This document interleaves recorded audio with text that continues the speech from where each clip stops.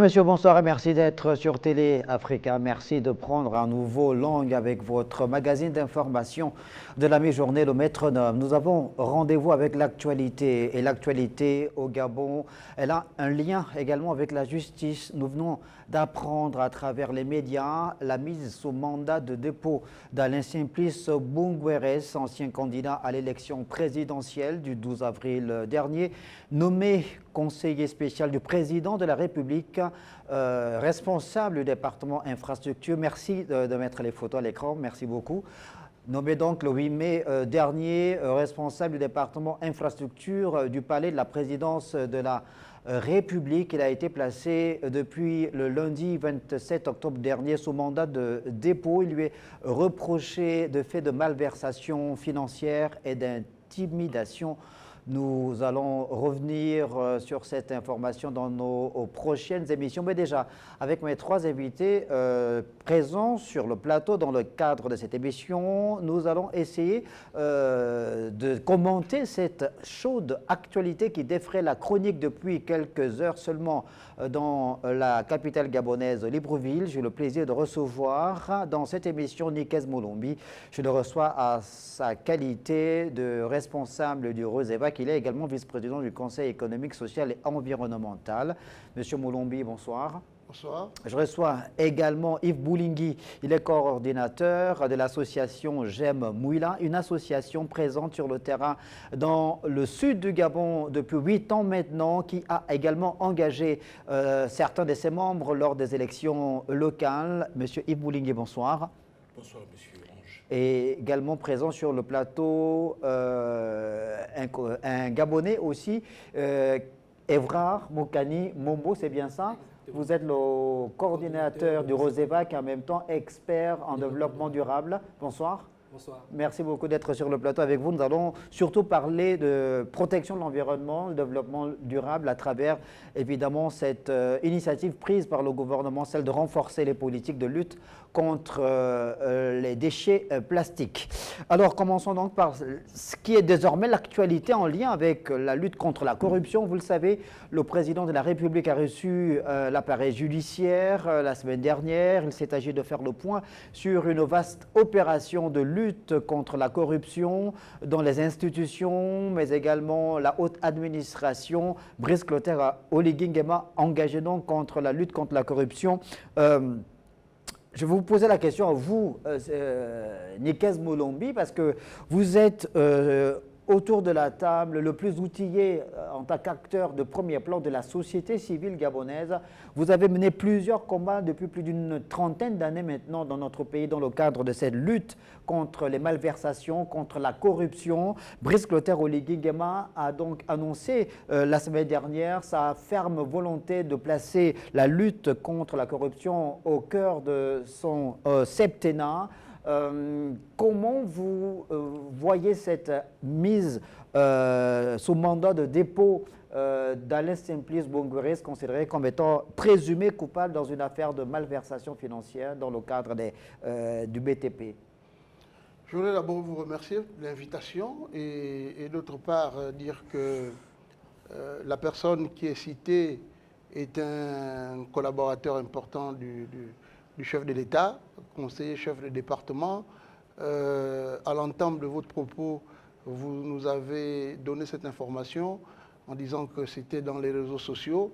Je pense que pour ma part, j'attendrai une communication officielle du procureur de la République ou de la présidence de la République, étant entendu que ce n'est pas un agent de la présidence, c'est un haut cadre et conseiller spécial. Donc, je pense qu'à ce niveau, je devrais faire dans la prudence, étant entendu que je n'ai pas une information officielle. Bon, l'information n'est pas encore officielle, on vous le procède, mais voilà, les médias qui l'ont rendu public disent avoir recoupé toutes les informations et les sources concordantes, mais attestent qu'Alain Simplice Bungweres a été placé sous mandat de dépôt le 27 octobre dernier. Alors, si c'est le cas, ça voudrait dire que ceux qui hier pensaient que le chef de l'État n'était pas dans la rigueur militaire ont la preuve de ce que j'ai toujours affirmé ici, dans ce même plateau, que n'oublions pas que même en enlevant le costume militaire, il restera militaire. Et l'heure de la sanction est arrivée. Nous ne pouvons qu'applaudir parce que nous attendons cette heure tous. Depuis, donc, nous ne pouvons que saluer l'action du chef de l'État et nous allons la soutenir en ce qui nous concerne en tant qu'acteurs de la société civile qui n'ont pas décidé de faire de l'essuie-glace au lendemain de l'élection, aller pour être candidat à une élection. Nous avons décidé de rester, de faire l'éveil en tant qu'acteurs de la société civile. Et donc, le chef de l'État peut compter sur notre soutien en tant qu'organisation de la société civile, mais aussi sur l'expertise et l'expérience de ma modeste personne, tant au niveau national qu'au niveau international, pour appuyer, mais pourvu que toutes ces enquêtes se fassent dans la transparence et l'équité, et que nous n'arrêtons pas uniquement les voleurs de téléphones portables. Merci. Transparence et équité, c'est ce que vous souhaitez en tant qu'acteur de la société civile.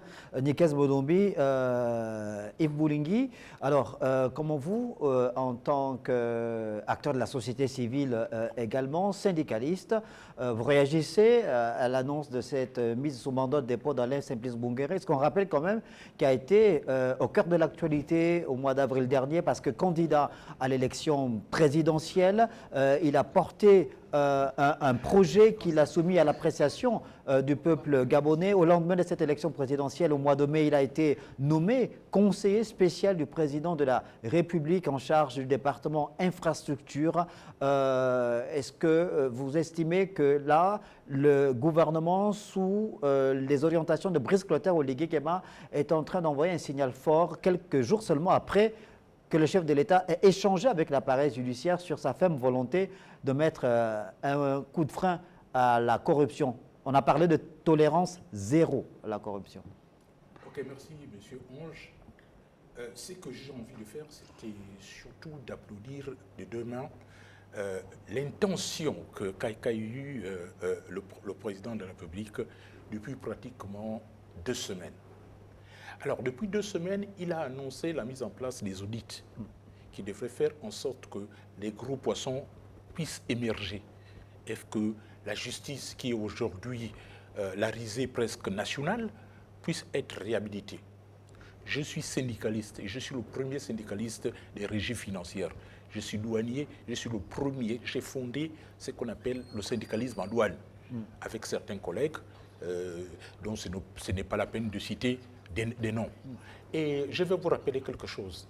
C'est-à-dire que ce que nous avons vécu avec le régime dernier était vraiment ce qu'on appelait la brimade à outrance. Monsieur Ange, je vais vous raconter ma petite histoire. C'est-à-dire que quand nous avons appris que nous passions d'un système vers la libération de la République, j'ai dormi pendant plus de 2 jours. Parce que je n'ai jamais aussi senti ma liberté.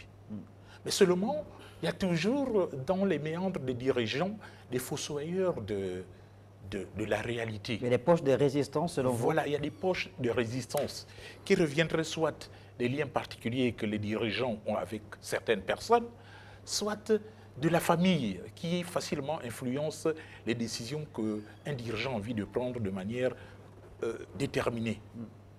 Alors, ce qui se passe aujourd'hui, je confirme pour ceux qui doutaient de la capacité du président de la République à rebondir, parce que le doute a commencé à s'installer sur comment le président laisse passer certaines choses.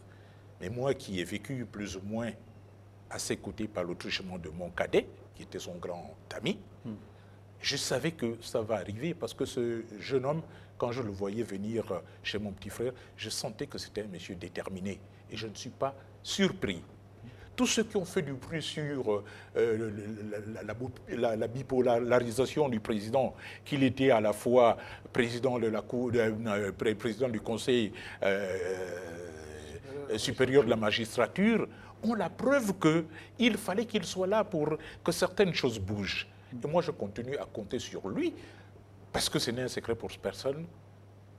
On ne se réjouit pas des malheurs des autres. Mais nous savons que la personne qui est aujourd'hui incriminée a été candidat à la présidence. Et il a fait certaines déclarations parmi lesquels, je me rappelle qu'il aurait proclamé avoir restitué plus de 12 millions aux caisses de l'État pour montrer sa franchise vis-à-vis de quelque chose. D'accord. Alors, évidemment, on est là sur un plateau de télévision et non devant un prétoire. Donc, l'enquête est en train de suivre son cours. Actuellement, il est placé sous mandat de dépôt à Alain-Simplice Bongorès, mais il est toujours considéré, évidemment, aux yeux de la justice comme étant un présumé coupable par rapport à cette annonce. Évrard Moukani Mombo, en tant qu'acteur de la société civile, quand vous observez justement cette mise en dépôt, sous mandat de dépôt d'Alain-Simplice Bongorès, quel signal on vous renvoie? Merci pour la question. Je suis très surpris, surtout que l'intéressé souhaitait être président de la République. Il est collaborateur du président de la République actuellement. Cette information qui circule sur les réseaux démontre clairement que le président de la République souhaite être lucide, souhaite rester lucide et assez impartial, parce qu'on aurait pu ne pas exposer cela, mais il souhaite être assez impartial. Et je félicite déjà le président de la République pour ses efforts.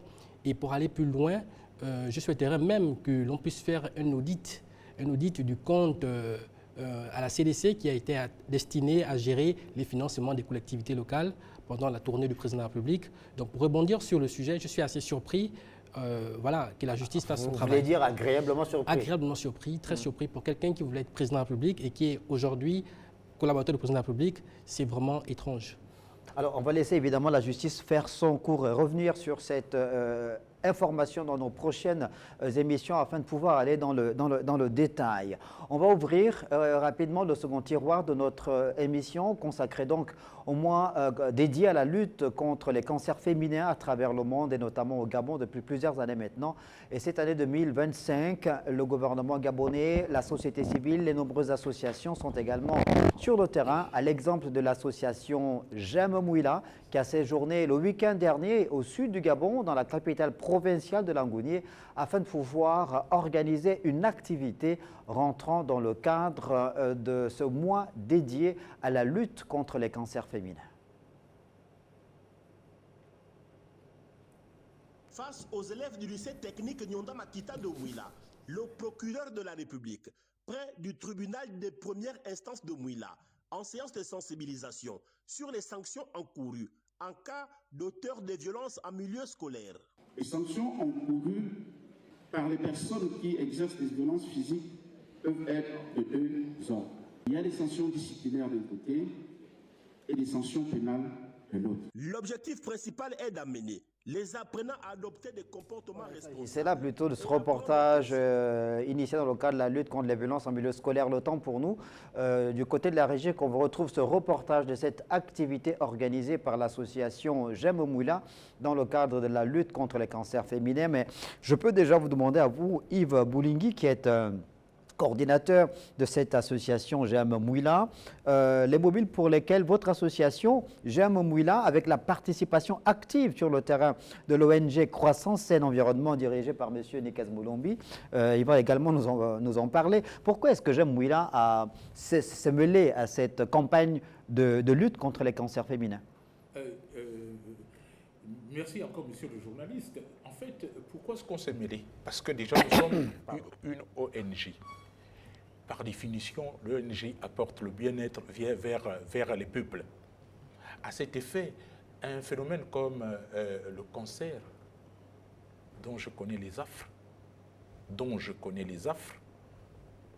ne peut que susciter mon attention, en fait qu'autour de nous, on ameute tout le monde pour se retrouver autour de nous et faire en sorte que nous passions à la sensibilisation.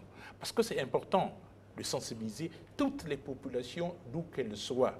Mais J'aime Mouila, qui est cette association, a bien envie d'aller jusque dans les tréfonds de toute la province pour apporter la nouvelle, mais que ça se passe comme ça s'est passé heureusement très bien avec toutes les populations de Mouila, avec les autorités de Mouila, parmi lesquelles monsieur le gouverneur qui était endeuillé, qui est venu nous accompagner, nous assister, Il est resté dans les tribunes de 7 heures où on a commencé le phénomène jusqu'à pratiquement à 16 heures. J'ai dit que c'était un challenge gagné à notre niveau. Et puis on s'est emparé quand même du bon message national que la première dame a dû lancer pour que toutes les parties en soient sensibilisées. J'aime Mouila étant une association qui apporte du bien-être vers les populations à chaque fois que besoin est, a fait en sorte que nous saisissions toutes les autorités qui avaient à l'idée cette idée, afin que nous puissions relayer ce discours-là sur le terrain. Dieu merci, c'est ce qu'on a fait, et puis on s'est fait aider par tous ceux qui ont apporté leur concours à cette manifestation. Et nous saisissons l'occasion pour leur dire merci. Retour justement sous forme de synthèse, de reportage de cette activité organisée le week-end dernier à Mouila par l'association J'aime Mouila et Croissance Saine Environnement. De cohésion, d'engagement et de soutien à la lutte contre les cancers féminins à travers le sport et à la solidarité. Conscient du souci de la première dame de préserver la femme gabonaise, je me suis battu auprès de mes aînés pour vous rassembler aujourd'hui et vous voir aussi nombreuses me fait beaucoup de bien. Au cours de ces moments d'échange, les organisateurs ont tenu à saluer l'engagement de la première dame Zita Oligui Nguema pour ses efforts inlassables dans la lutte contre les cancers du sein et du col de l'utérus, tout en souhaitant la même implication pour ce qui est du VIH-Sida. Me demander, afin que vous soyez notre interprète fidèle auprès de Madame Zita Oligui Nguema et auprès de son époux, pour qu'elle s'engage au niveau du sida. De plus en plus, quand nous voyons les statistiques dans nos provinces, nous devons nous inquiéter. Et je voudrais que solennellement, que Maman Zita, comme les Gabonais l'appellent, s'implique sur cette problématique. Après la phase protocolaire des discours, place a été cédée à la séance de fitness et à la sensibilisation au cancer féminin, rehaussée par la présence du gouverneur de la province de Langounié, Francis Oyinamouno. Il faut souligner que la lutte contre les cancers féminins ne concerne pas que l'association J'aime Mouila. C'est pourquoi l'association J'aime Mouila a voulu associer tout le monde à cet événement, parce qu'il est question de santé publique. Les femmes venaient de tous les bords. Nous avons eu sur cette place aujourd'hui des commerçants, des fonctionnaires, des élèves. Tout le monde a voulu participer et prendre part à cet événement. Entre fitness et sensibilisation au dépistage au cancer féminin, cette journée a rappelé que la lutte contre cette maladie nous concerne tous et nécessite une mobilisation collective. Voilà, Croissance Saine Environnement, une organisation non gouvernementale Nikes-Bolombi dédiée à la lutte contre la déforestation, la protection de la nature, développement durable, toutes les questions en lien avec l'environnement. Pourquoi est-ce que vous avez voulu cette fois aller sur ce terrain de la lutte contre les cancers féminins? D'abord, il faudrait rendre un hommage mérité à la première dame, Madame Zita Oligui Nguema, dans son engagement avec sa fondation La Bannière. Le message a été clair. Elle souhaite que chaque Gabonais s'approprie le concept. Et donc nous, au niveau donc, de notre organisation, en collaboration avec J'aime Mouila, nous avons donc décidé de prendre en charge les populations de l'arrière-pays qui sont souvent oubliées. Hein. Voyez-vous autant de manifestations qu'il y a eu à Libreville, mais dans l'arrière-pays, il n'y a jamais eu ce type de manifestation. Et nous nous réjouissons d'avoir pu regrouper 365 femmes, notamment les épouses des forces de sécurité et de défense, les femmes de l'entreprise Les Rois des Chantiers qui construisent l'université, ce fleuron qui sera aussi beau donc, au niveau de Mouila, mais aussi les femmes des brasseries du Gabon. Et nous avons profité donc de cette plateforme pour lancer un appel à l'engagement renouvelé de la première dame sur la problématique du sida. Parce qu'il est important que c'est par effet itératif, à chaque répétition, qu'on pourrait baisser et lutter, parce qu'il se trouve encore que nous avons des personnes de mauvaise foi, que ce soit chez les hommes comme chez les femmes, qui continuent à cacher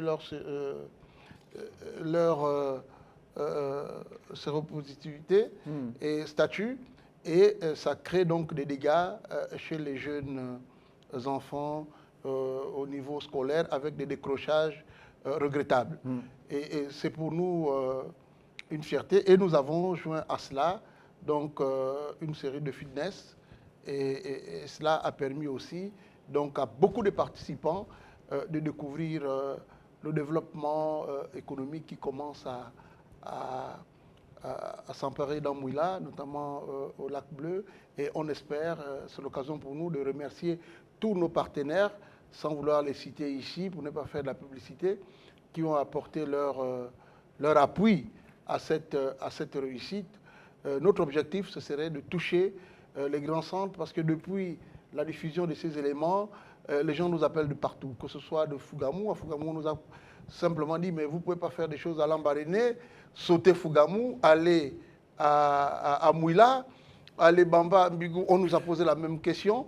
Et je sais compter sur la disponibilité du ministère de la Santé, puisque le ministre a répondu positivement à notre demande aussi, au travers donc de la direction de prévention sur cette pathologie. Et nous espérons bien nous organiser pour novembre bleu pour les hommes. Et c'est l'occasion pour moi de remercier tous les hommes qui ont accepté de venir faire du fitness et venir suivre aussi la sensibilisation aux côtés des femmes. Et nous espérons que pour novembre bleu, où la sensibilisation sera donnée 15 jours avant, pour que les dames aussi viennent soutenir leurs époux, leurs frères et leurs enfants. C'est une question de santé publique.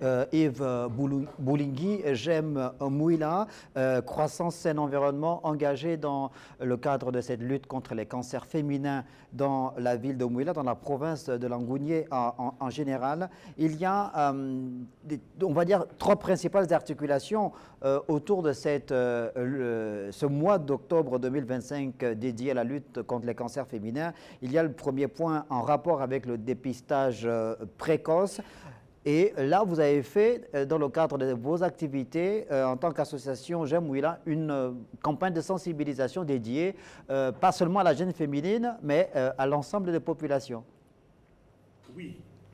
En fait, par le fait de ce qu'une association ne s'adresse pas à un genre de personne donnée, une association, c'est une collectivité élargie.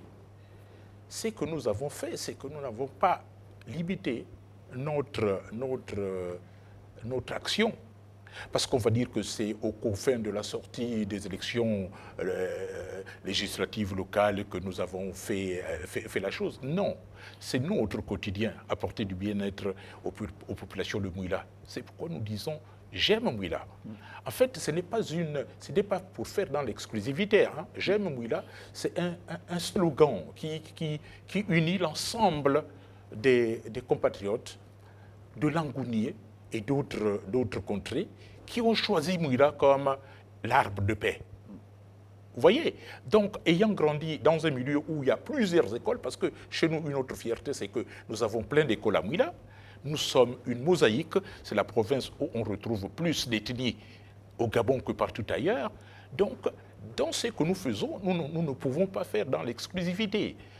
Par exemple, la communication qu'on fait sur les cancers féminins doit être un présage de ce qu'on fera lorsqu'il va s'agir de novembre bleu. Parce que pour soigner ces pathologies que je qualifie de démoniaques, parce que très dévastateurs, parce que très prenants, il faut que la sensibilisation parte du plus petit enfant au plus grand. Les cancers ne concernent pas que des gens qui ont un certain âge. Moi, je fais, entre parenthèses, je suis planétaire sur 4 continents, sur 5. J'ai vu des situations où il y a des centres hospitaliers qui sont dédiés au cancer des enfants, où vous ne trouvez que des bébés et des enfants de 18 ans, des jeunes de 18 ans, qui sont locataires. Mais ça vous fait mal, ça vous fait très mal. Donc la sensibilisation que nous avons voulu faire, j'espère que c'est passé, pour toutes les personnes qui vivent à Mouila étaient une sensibilité qui n'avait pas d'exclusion. C'était inclusif. Inclusif. Et Voilà. cette sensibilisation, évidemment, est accentuée sur le dépistage pour augmenter les chances de guérison chez les femmes atteintes par les cancers féminins. On voit, Evra Moukani, que depuis que ces campagnes de sensibilisation ont été initiées par le gouvernement au Gabon, on voit de plus en plus de mobilisation sur le terrain, à la fois de l'appareil étatique, des acteurs de la société civile, mais surtout l'objectif aujourd'hui c'est d'emmener les populations elles-mêmes à être suffisamment imprégnées de ces réalités. On est en train de parler déjà de Novembre bleu, ça semble encore être plus ou moins tabou chez les hommes. Autant on voit une véritable mobilisation des femmes pendant le mois d'octobre en ce qui concerne Octobre Rose, autant on a l'impression que pour ce qui est des cancers de la prostate, par exemple, chez les hommes, on a l'impression que le sujet semble encore un peu tabou chez les hommes. Merci et merci pour la préoccupation. Je tiens d'abord à rappeler que la question de la santé fait partie intégrante du développement durable. Donc, il dit développement durable, à l'intérieur, on voit la santé. Donc, la thématique de Octobre Rose, c'est une très bonne thématique et les efforts qui sont mis en place depuis ces 10 dernières années, notamment la sensibilisation, le dépistage, c'est très bien. Je souhaiterais qu'on aille un peu plus loin sur la prise en charge. Voilà, je souhaiterais qu'on aille un peu plus loin sur la prise en charge. Maintenant, le cancer que l'on combat durant la période d'Octobre Rose touche aussi bien les femmes que les hommes. Donc c'est pourquoi je pense qu'il y a une solidarité à ce niveau des hommes qui s'impliquent. Et surtout que l'homme a cette capacité à toujours épauler la femme. Maintenant, nous souhaitons qu'il y ait cette solidarité également lors de la phase de Novembre bleu pour les hommes, afin de permettre que l'engouement soit aussi important. Voilà, et que toujours on va de la sensibilisation, du dépistage à la prise en charge. C'est très important. Parce que, évidemment, ce sont des questions d'ordre transversal, Nikez Moulombi. Il faut évidemment qu'il y ait, comme le disait Yves Boulingui, une véritable inclusivité de l'ensemble des différents acteurs de la société pour pouvoir avoir des résultats positifs. Mais bien évidemment, et je me réjouis à double titre parce que J'aime Mouila, comme vous l'a dit M. Boulingui, est une association qui sort quand même de là en attendant la confirmation par la Cour constitutionnelle des 6 élus. Des 6 élus, et donc présents au conseil, qui devraient donc être présents au conseil municipal. Et ça peut donner là déjà quelques idées de la prise en charge de collectivités. En réalité, ce que nous faisons, ou ce que nous avons fait, parce que nous sommes attachés à notre localité, parce que nous sommes attachés à notre ville, c'est de la responsabilité des collectivités. Aujourd'hui, la première dame, Mme Zita Oligui-Nguema, a lancé une idée. Elle doit être appropriée par toutes les collectivités, autant les ONG, mais autant les collectivités, et d'autant plus que dans ces mairies ou dans ces conseils, il y a des conseillers en charge de la santé, des affaires sociales, etc. C'est à eux.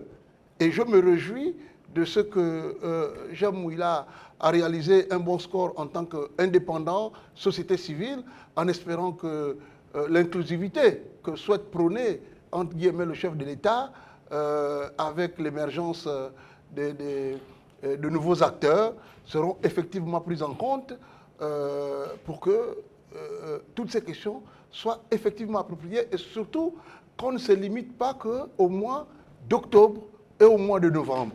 Donc en réalité, les autres mois, l'intermède doit se faire par les collectivités locales, qu'on soit à la mairie, qu'on soit au conseil départemental.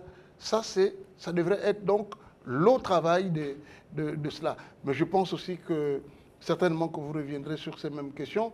Avec la décentralisation, il faudrait que justement nos futurs élus soient beaucoup plus proactifs.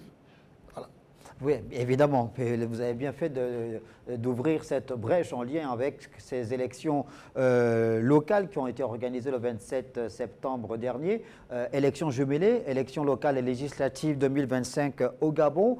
Le dimanche 2 novembre prochain, on devrait voter pour le compte du second tour des élections partielles dans la commune, dans le premier arrondissement de Ntoum et la commune de Mouabi. On sait que les élections locales locales ont été organisées en un tour unique le 27 septembre dernier sur l'ensemble du territoire.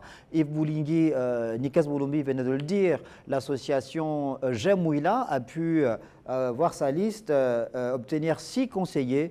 D'abord, j'ai envie de vous demander, est-ce que c'était la première fois que J'aime Mouila participait à une élection au Gabon? Non, J'aime Mouila est à sa 3e participation. Mais nous l'avons fait de manière graduelle. C'est-à-dire que nous sommes partis des candidatures uniques au travers des élections législatives et pour emboîter sur les 2 qui avaient été donc l'élection législative et jumelée avec l'élection présidentielle de 2023? Non. L'élection présidentielle de 2023, nous n'y sommes pas vraiment imprégnés. Il faut retenir seulement que quand nous avons fait, c'est une partie de personnes qui avaient choisi d'aller aux élections en duo avec le chef de l'État de l'époque. Mais il y a eu des gens qui sont partis aux élections, aux élections législatives à titre personnel. Et nous avons pris pas... voilà. 2023 avec 9 élus. Voilà. Et quand nous sommes partis cette fois-là, nous avons notre liste qui avait été élue récemment avant que le coup de libération n'arrive. Et à cette période-là, nous avions été déjà 2e. Est-ce que vous voyez?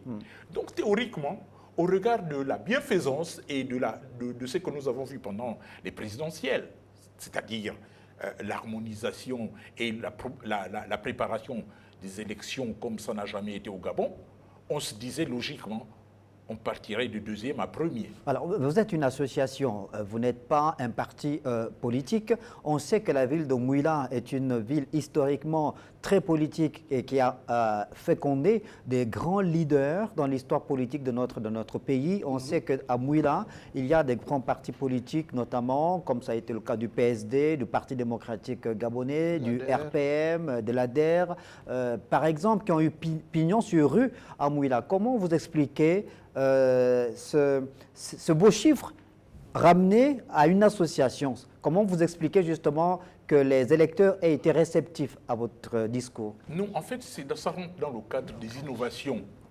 Ça rentre dans le cadre des innovations et des mentalités et de la structure sociale de notre contrée. En fait, le secret de ça, c'est un ras-le-bol populaire au niveau de Mouila. Parce qu'ils se sont rendus compte que les servitudes ne sont pas partagées. Quand vous êtes leader politique, vous ne l'êtes pas pour votre famille. Et on s'étouffe de voir que dans cette période, nous avions eu carrément un alignement parental dans une structure. Mais la ville de Mouila, c'est une ville cosmopolite qui ne peut pas se contenter de ces données traditionnelles qui commençaient à nous embrigader. Est-ce que vous voyez? Si déjà le terme association est une innovation au niveau de Mouila, c'est de la même manière qu'on trouve rétrograde l'expression des partis. Donc dans cette innovation, un certain nombre de jeunes gens originaires de Mouila se sont fédérés derrière une association qui a finalement eu pignon sur rue, malheureusement, dont les hommes politiques sont venus phagocyter avec tout ce qu'ils ont comme moyen. Monsieur Ange, nous avons fait, depuis que nous avons commencé il y a 5 ans, cette affaire d'association, on s'est rendu populaire et connu auprès de populations en faisant du porte-à-porte. C'est-à-dire le Bama Game. Nous allions dans les domiciles des gens. Dans les campagnes de proximité. Des campagnes de proximité. Nous avons une particularité, c'est que nous faisons de la campagne politique comme des novices, en faisant toute la rive où nous avons posé par exemple la candidature cette année à pied. nous nous baladons avec des mégaphones pour faire arriver notre message. D'accord, ça ce sont les moyens, les actions que vous avez utilisées pour être plus proche des populations. Nikes Moulumbi parlait tout à l'heure de ce que les planètes semblent comme être alignées. Il y a non seulement le fait que la Ve République s'adosse sur une nouvelle constitution de la République qui reconnaît désormais à la société civile, aux associations, aux ONG, un rôle prépondérant à jouer dans le processus de développement du Gabon. Il y a également le fait que la Ve République aussi va désormais davantage faire pour qu'il y ait une matérialisation de la politique de décentralisation. Donc, permettre à ce que les collectivités locales aient plus de pouvoir pour agir dans leur environnement immédiat, dans le cadre de l'amélioration du cadre de vie, excusez-moi du pléonasme, des populations. Quelle est la vision de l'association J'aime Mouila? Maintenant que vous avez six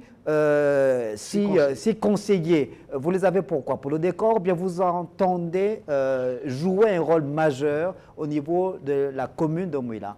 C'est-à-dire que le rôle majeur que nous voudrions jouer à Mouila, il faut que ce soit un rôle que l'ensemble de la communauté du Gabon même devrait nous conférer. Parce qu'il y a un suivi continental des événements. Aujourd'hui,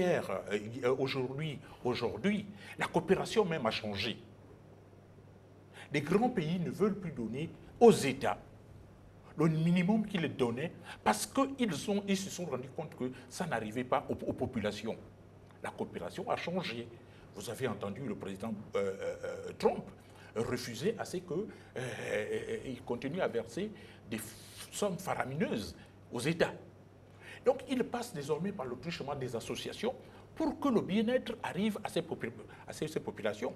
C'est une chance pour le Gabon et pour Mouila, qui a pu avoir une association aussi dynamique. Si les élections seraient passées logiquement, on serait au-delà de 10 conseillers. Ça, M. Ange, je vous le dis clairement. Mais pour une association, 6 conseillers, c'est pas mal, on va dire. Oui, 6 conseillers. Oui. On s'en contente sportivement, tout en regrettant le fait que les populations qui nous ont élus sont restées un peu amères au regard de ce qu'ils ont vécu. Parce qu'ils auraient voulu que ça soit mieux. Monsieur Ange, vous savez que nous n'allons pas du coq à l'âne. Nous avons apporté des choses à nos populations qui Lesquelles des bienfaits à nos populations. Lesquels? J'arrive, qui sont dans le temps inimaginables, qui étaient dans le temps inimaginables. Nous ne sommes qu'un groupuscule d'associations qui comptent sur M. Bouligny, qui comptent sur des dons de M. Nikes Moulumbi, mais qui fait des exploits. Lesquels, justement? On veut savoir. Les téléspectateurs qui ne sont pas de Mouila veulent savoir. Je vous cite. J'en arrive. C'est un peu pour que nous allions progressivement. Il y a un phénomène qui a eu à Mouila, par exemple, les inondations. Et un autre phénomène qu'on a connu à Mouila, c'est des incendies. Je ne m'arrête qu'à ces deux exemples, où le capital humain recherché est immense, où les moyens à mettre en jeu sont importants. Mais c'est l'association J'aime Mouila qui va au secours d'une maman qui avait été incendiée, qui avait connu un désagrément d'incendie dans une ville où il n'y a pas de sapeurs-pompiers, dans une ville où l'assistance de proximité est difficile. C'est un membre de notre association qui a dû ameuter l'ensemble des jeunes autour pour faire en sorte qu'on aille au secours de cette dame. Bref, sans que je n'aille plus en détail, la maman en question a pu sauver quelques meubles. Mais qu'est-ce que vous avez fait concrètement? J'aime Mouila a fait quoi? Vous avez reconstruit une habitation à cette maman, à cette dame? Monsieur Ange, oui. Vous m'avez dit que c'est pour les téléspectateurs et de Mouila et d'ailleurs qui veulent. Je vous demanderai aussi de me laisser aller jusqu'au fond. C'est pourquoi je vous ai dit, après cet appel de ce membre, nous sommes partis un peu plus loin. Aujourd'hui, la maman, bref, est logée dans une maison en dur. Construite par Jem Mouila. par Jem Mouila. D'accord. Avec nos Les fonds maigres, recherchés par Jem Mouila. avec nos maigres moyens. D'accord. Ce ne sont pas nos moyens à nous. C'est des fonds. On vient chez vous, vous nous donnez 15 000, on achète 15 sacs de... D'accord. Et la maman aujourd'hui est logée dans une maison décente. Donc, Jem grâce à Mouila, Nikes Monombi s'est beaucoup investi sur le terrain social en étant au chevet des populations les plus vulnérables.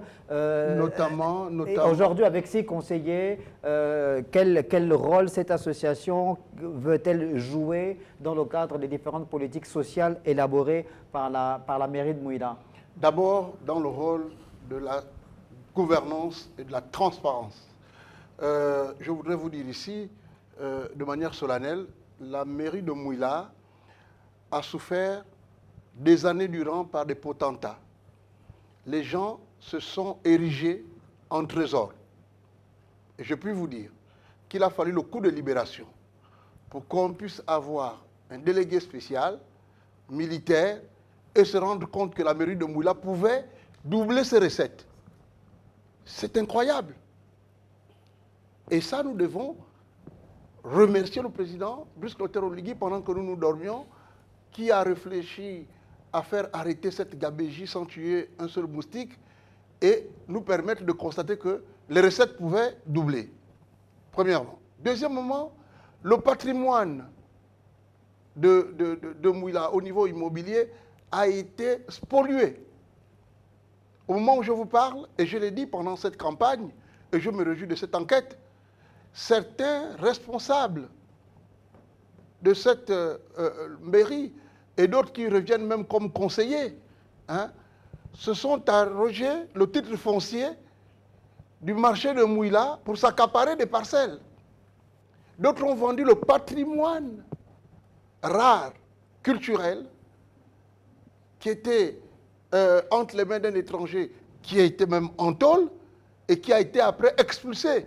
Il a fallu l'arrivée d'un délégué spécial militaire qui a refusé toutes les magouilles possibles pour que cette personne soit expulsée. Mais nous avons perdu un patrimoine matériel énorme en termes de masques, en termes de connaissances culturelles.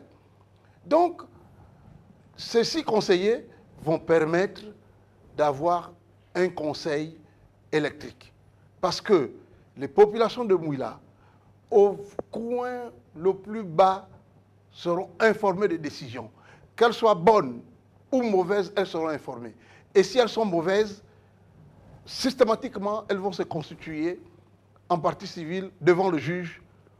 Et laissez-moi vous dire qu'aujourd'hui, beaucoup de partis politiques, même beaucoup d'associations, ont aligné des candidats sans tenir compte de l'arrivée de la décentralisation.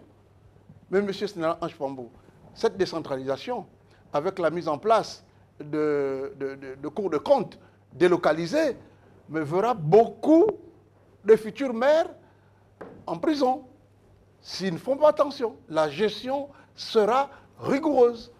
Avec le transfert de compétences, le transfert administratif des missions de certains ministères, ce ne serait pas la mer à boire. Donc, malheureusement, quand vous voyez la liste de certains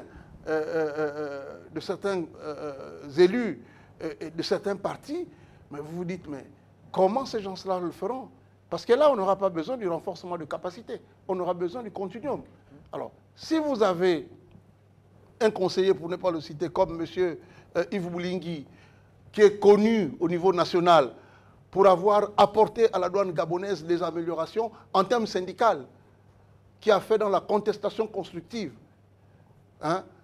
où même son galon a dû rester calé au grade de capitaine, parce qu'il est resté dans la rigueur, parce qu'il a réussi à faire augmenter les recettes au bureau de douane de Libreville, et ça vous pouvez aller le vérifier, et les gens auront même du mal à changer cette donne.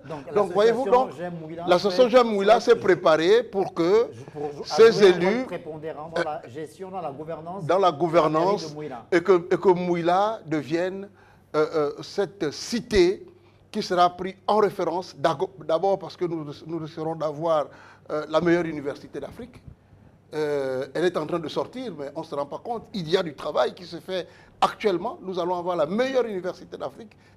C'est une réalité. Et nous avons quand même la nationale.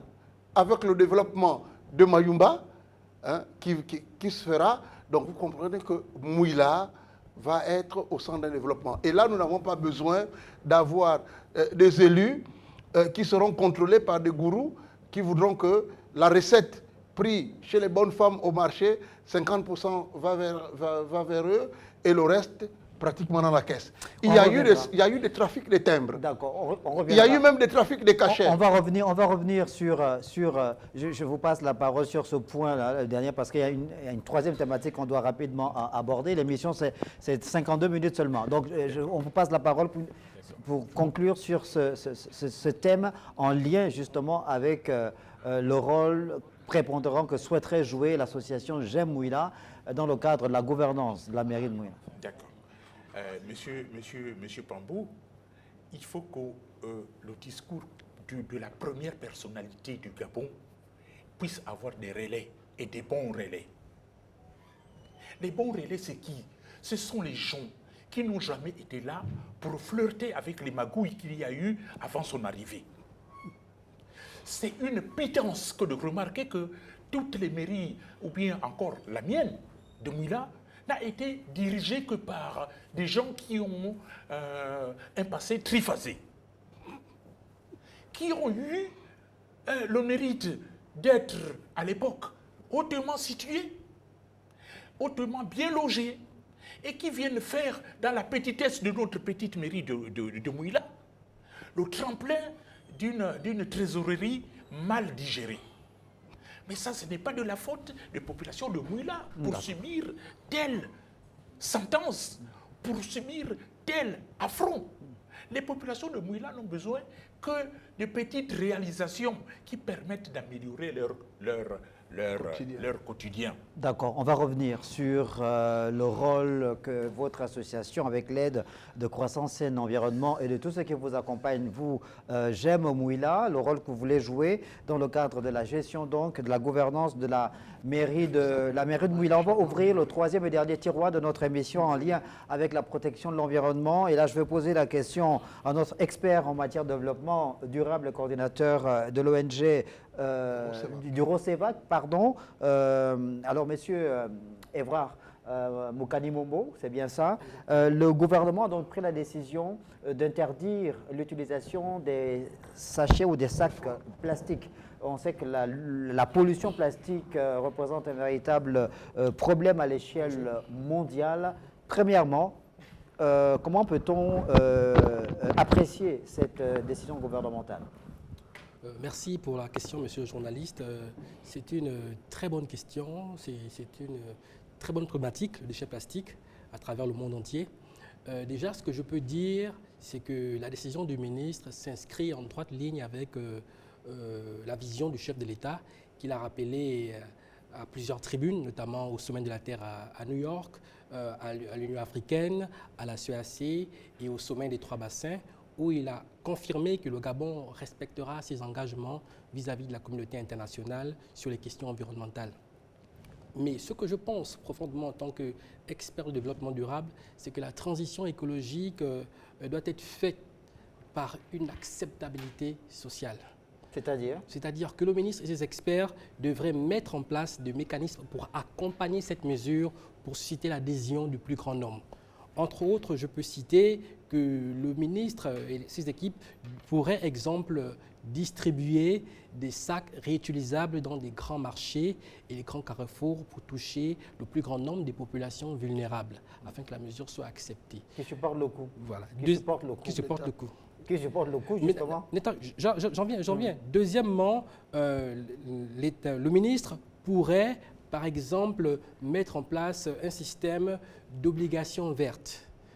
Ce système d'obligations vertes permettrait aux grandes entreprises qui importent ou fabriquent des produits à base de plastique puissent, dans ce principe de payeur-pollueur, reverser un certain montant qui permettra à financer une chaîne de valeur au niveau du Gabon, donc des artisans qui vont pouvoir mettre en place une chaîne de valeur à base de matières premières comme le raffia, comme la fibre de bananier, oui, ça se fait. La fibre de bananier, comme les paniers, comme on utilisait à l'époque, à base de lianes. Du coup, cet argent pourrait permettre de développer cette chaîne de valeur. C'est-à-dire que ce sont les matériaux là qui viendraient donc remplacer... Une solution alternative au plastique.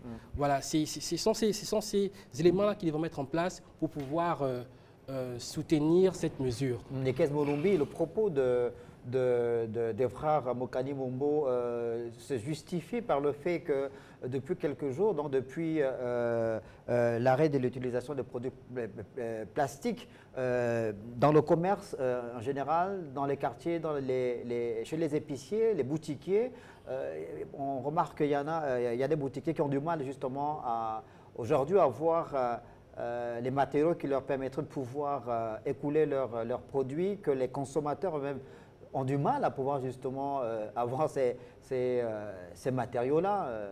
Donc c'est une question d'actualité qu'il faut régler le plus rapidement possible. Les emballages. Oui, c'est une question d'actualité qu'il faut régler le plus rapidement possible, mais une des faiblesses, c'est simplement que toute décision doit être précédée d'une étude d'impact. C'est ce qu'il venait de dire. Donc, quand il y a une étude d'impact, on sait comment anticiper. Et il faut aussi de la sensibilisation. Mais je peux vous dire qu'au Gabon, oui, la décision elle est prise, mais il y a encore des sachets plastiques. Mais justement, il y a des sachets plastiques parce qu'il n'y a pas d'emballage mis à la disposition. Mais oui, simplement parce que on a pris une décision pour se coller à l'exigence internationale, mais sans tenir compte des besoins présents endogènes. Et le développement que faisait M. Moukani, il est réel. Je pense qu'on aurait pu aussi profiter de cette décision pour lancer une petite industrie. Une petite industrie à base du pagne. Le pagne, on peut le faire. On peut avoir des sacs multi-utilisation. Et donc, on lancerait une petite industrie. Vous savez que pendant la Covid, il y a des pays qui ont développé des industries de fabrication de masques.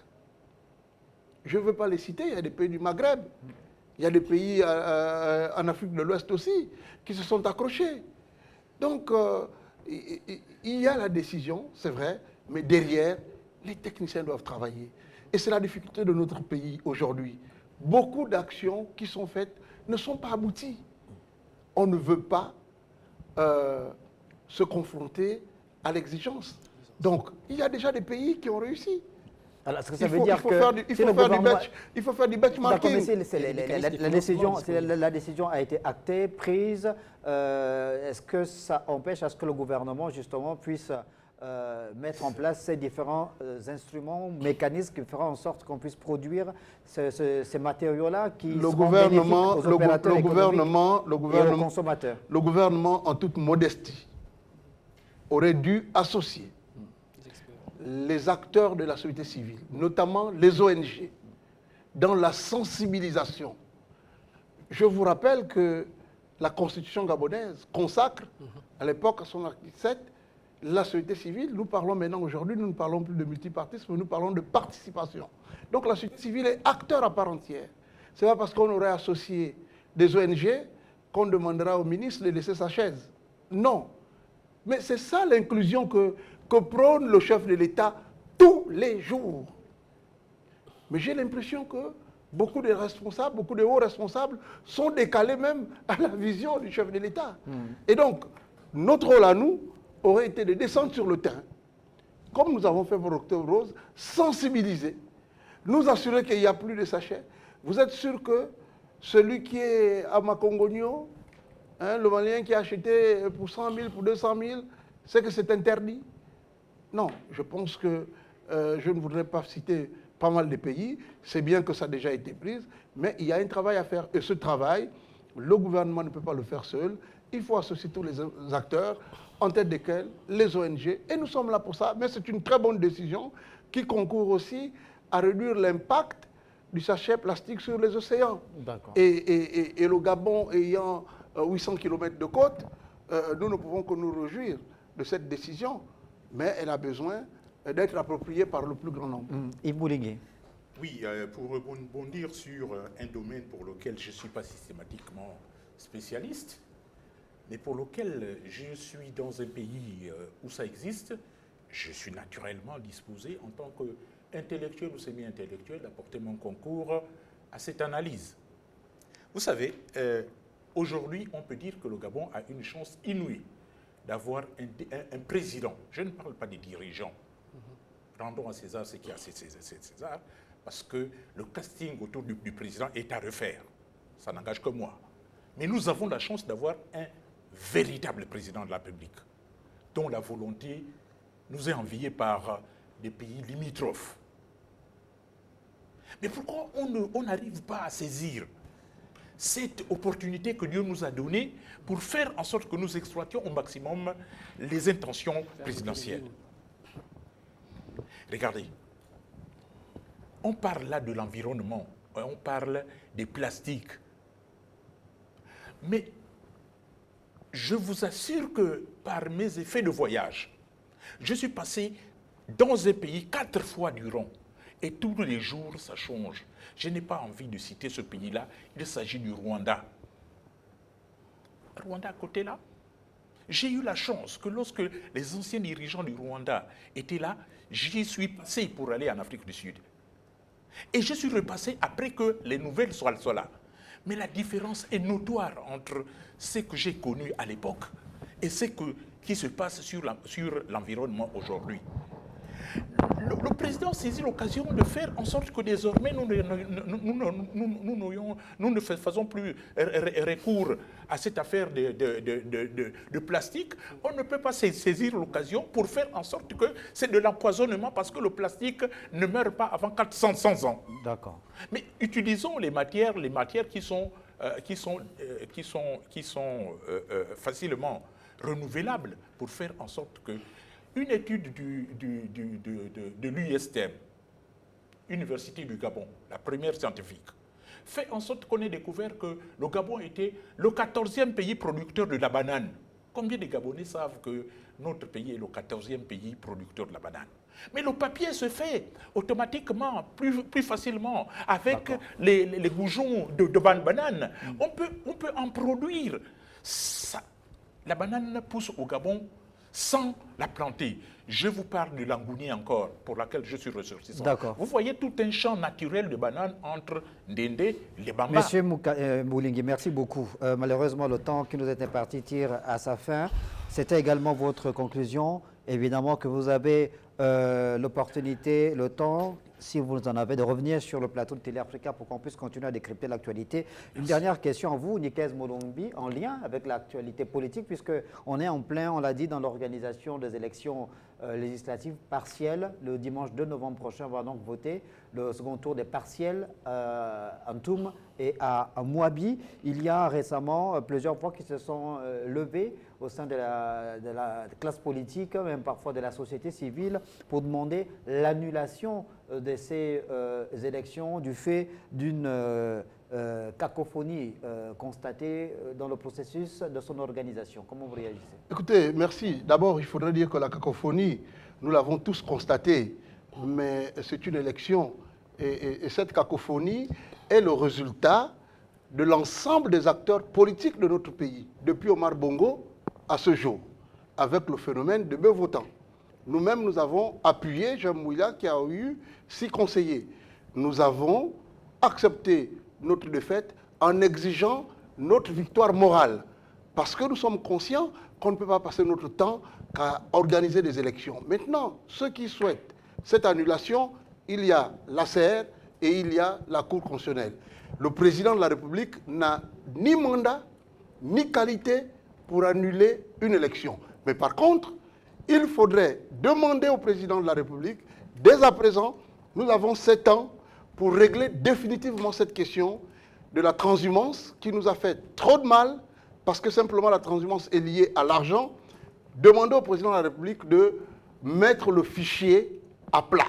Parce qu'en 7 ans, nous pouvons mettre notre fichier, le fichier de la liste électorale à plat, bien évidemment avec notre fichier d'état civil, mais mieux, rendre l'élection au Gabon obligatoire. Il est inadmissible que des enfants de 18 ans bénéficient de bourses. et refuse d'aller au vote. Mais aller au vote, ce n'est pas directement aller dire oui ou aller dire non. Il faut faire ce devoir civique.